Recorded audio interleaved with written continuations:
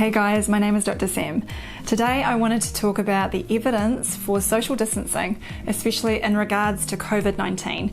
Now, just so you know, I am not being paid to talk about this. What I'm going to say is just my personal opinion as a medical doctor.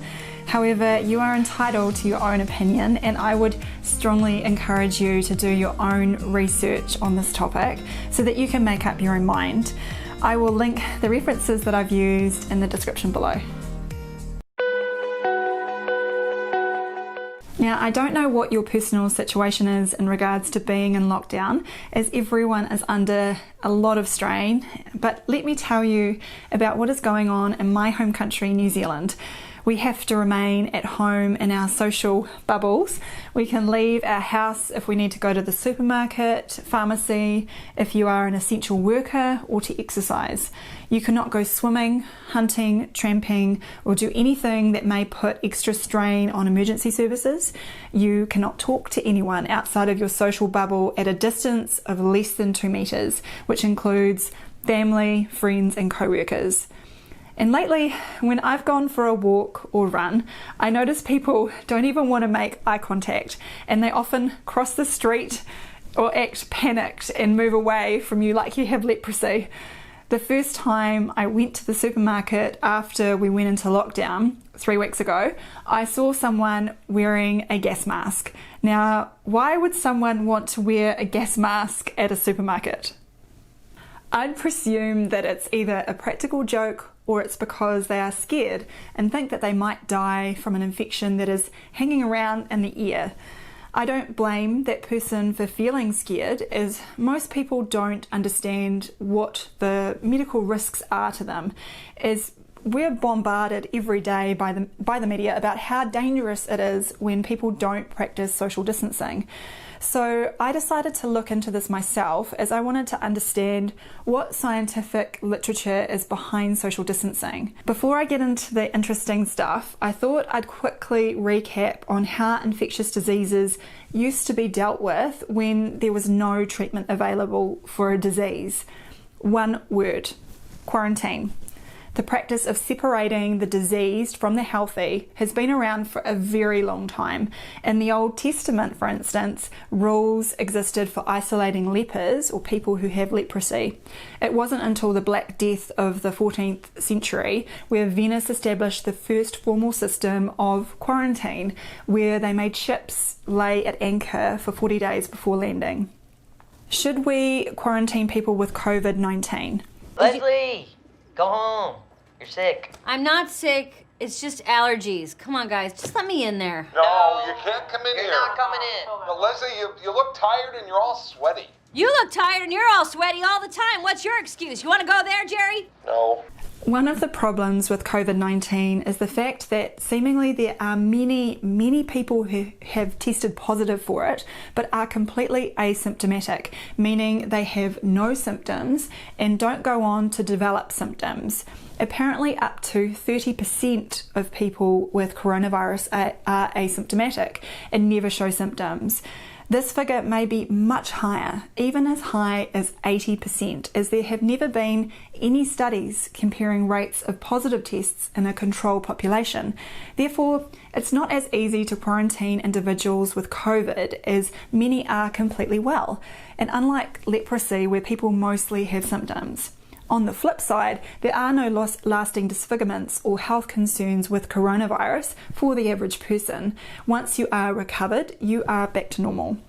I made another video on how lethal COVID-19 actually is. If you're interested, please check it out in the description.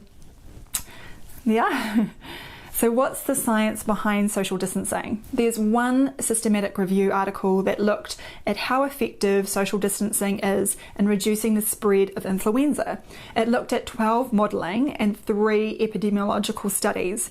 Unfortunately, all 3 epidemiological studies were highly biased, and therefore the results are not usable.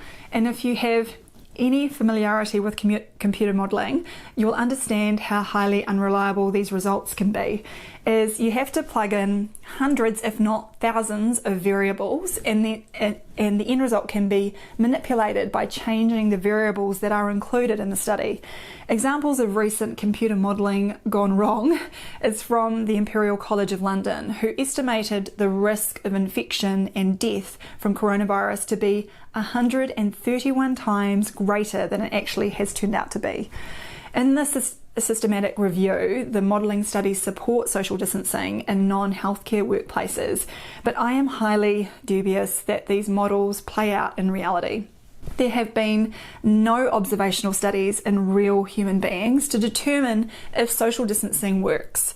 Please let me emphasise that I am not talking about the evidence for quarantine or self-quarantine, which is different to social distancing and physical distancing.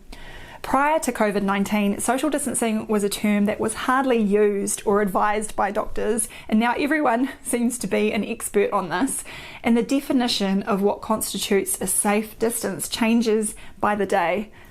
Leslie. No! Back in your tent, Sickie! What is the evidence for wearing facial masks?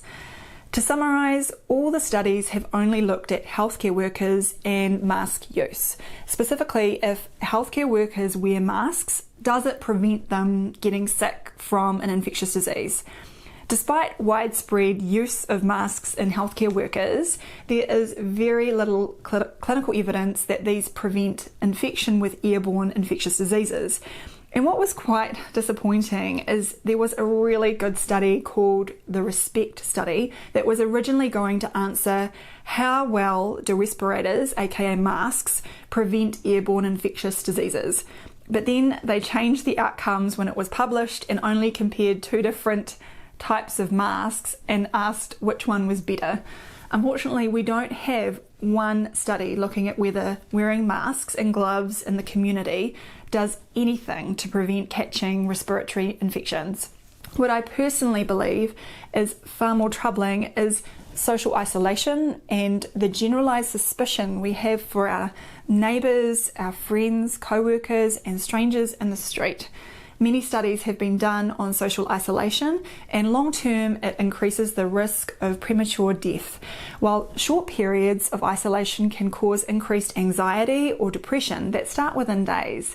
We are social creatures that have evolved over millennia to be in family structures and groups, and we rely on that interaction with other human beings. I believe more is needed than just social media, which can never replace a cup of coffee in person with a friend. Now, I'm not asking you to break the law in regards to social distancing and wearing masks. I totally hear you. I also don't like what you're saying. So if you say no, I will start a fire in the bathroom. But please think about what the emotional cost of these measures are as a society. I believe there is no evidence for social distancing, and in time we will be able to compare real-world infection rates and deaths in countries like Sweden and Denmark, who have very different policies in place on social distancing. Like I said in my original COVID video, I still believe the death rates from coronavirus will be similar to the ordinary flu, and most countries have overreacted so that their cures are much worse than the disease. As always, please give this video a like if you found it helpful, hit the subscribe button for new videos every single week, and hit the bell to get notified when I post new videos on Tuesdays. Please let me know in the comments what you want to learn more about, and feel free to check out some of my other videos on infections. Thanks for watching.